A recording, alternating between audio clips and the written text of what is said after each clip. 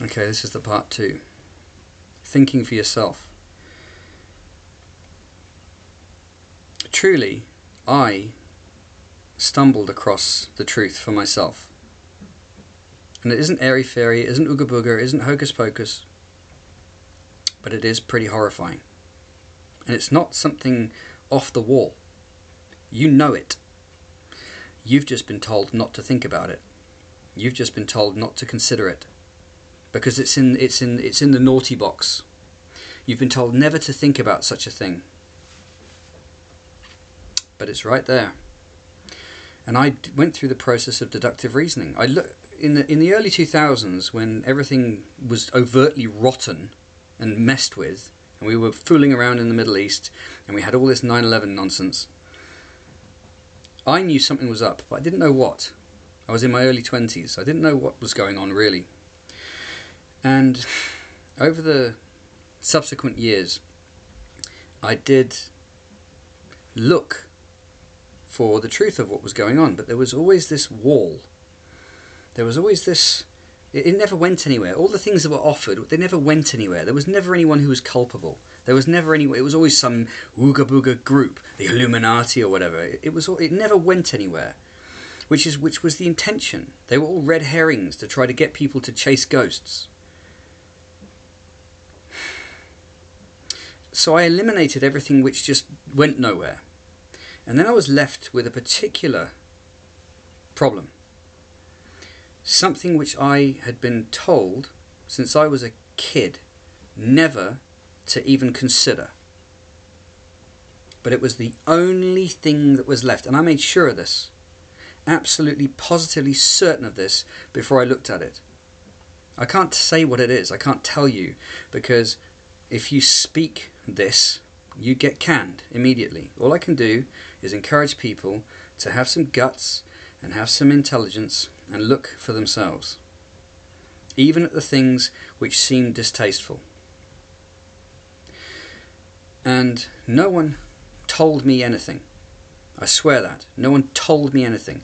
I went searching for myself, or by myself, for this information. I had no choice, because I had fully eliminated everything else, but to look in this particular aspect of political, whatever you want to call it. I had to look at this specific instance, this specific thing, this specific agenda, shall we say. And when I started to look at it, I lifted the corner of it, and it was just like there was something about it which I found horrifying. And it wasn't the contents that was horrifying. Well, it was actually, but it was perhaps immediately more that I wasn't ready for it. I wasn't ready for what I was actually learning. I was so taken aback, because there was the ring of truth to it that I had never found with any of the other avenues of research. There was something about it I didn't like, and I basically closed the lid on it and put it to one side and walked away, because I found it very distasteful, because I had been conditioned my whole life to think something else. And I went away from it all for a while, and but it kept bugging me. So eventually, having processed a little bit of it, I went back and lifted the lid again and looked at it. And I began my journey. But it's not comfortable. It's not comfortable to see the truth. There's nothing bad about it, frankly, in terms of it's not something which would negatively affect anyone. It's merely pretty horrifying. But I found that the gratification of finally finding the truth outweighed any of the discomfort and horror. I was glad that I had found the truth, but it was a lot to take on board, so I just pushed it away and gave it some more thought. it's really important to give things your own thought. Don't just take things as read. Don't do that. You won't get anywhere, and you'll be a liability, and you'll be stupid for the rest of your life. Do your own thinking. Ask yourself, does this sound reasonable? Does this sound rational? Go again. Recheck what you've discounted. See if it genuinely is discounted. And only when you've done that, return to what you are examining and say, well, I've looked again at everything else and there isn't anything else that fits. I will give this a chance. And do it for yourself. Try to do it for yourself. Try not to have other people lead you. But when you do that, and you do it sincerely, you will unavoidably come to the truth, which is why our media is so heavily controlled by these people. It is a specific group. You know who it is. You don't want to know who. You don't want to think about who it is, but you know who it is. You know who it is. You just don't want to know who it is, because you've probably been conditioned, like I had been my whole life, to think that that's impossible. But when you actually have the guts, or you've reached the point where you must look at this particular issue that you've been told never to look at, it becomes very, very clear very quickly, and the lying disappears. You're able to then see through all of the lies.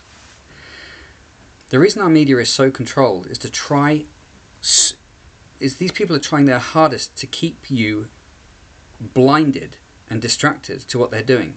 And the problem is, the way human beings are, they kind of like a bit of blinkeredness. They don't want to see the difficult stuff. So it's not that really that hard to condition people to look for the easy option. But when someone's intelligent and got a notion that there's something not quite right, and they've set their mind to it, anyone can figure out the truth. So I'm actually in a way pleased not to be able to speak about exactly what I'm talking about. I would prefer that people do their own research and come to their own conclusions, because once they've done that themselves, nobody can ever break that, because they came to the understanding themselves. If they are delivered that information, then someone can always come along and say, oh no, that was not true. But if you've come to the understanding yourself, if you've done your own deliberation and your own research and your own thinking, you know, the research you've done is only to test your own thinking, to make sure that what you've deduced makes sense.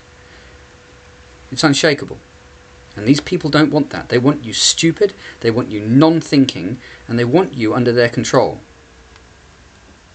And then it gets a bit dangerous, because the truth is these people will do anything eventually to protect their operation. However, they're just people.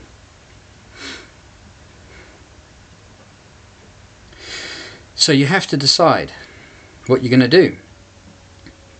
You have to understand also your responsibility as a person, as an individual, as a citizen of a country. Now bear in mind, these people are behind the New World Order agenda. They want a one world government that they control.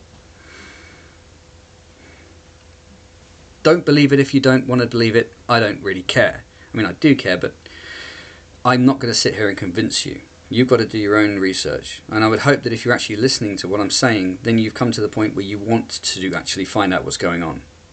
And the good thing is, I'm not going to give it to you. I'm not going to give it to you. You have to. In fact, I'm not able to. I'm not allowed to. Or rather, not allowed to. I would find things very difficult, or made very difficult for me, if I openly stated it. So I have to be vague and let you fill in the blanks. But that makes you more powerful, and it makes the truth that you uncover more powerful.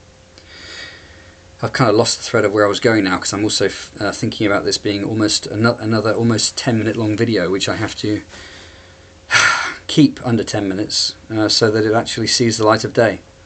I'll start another video.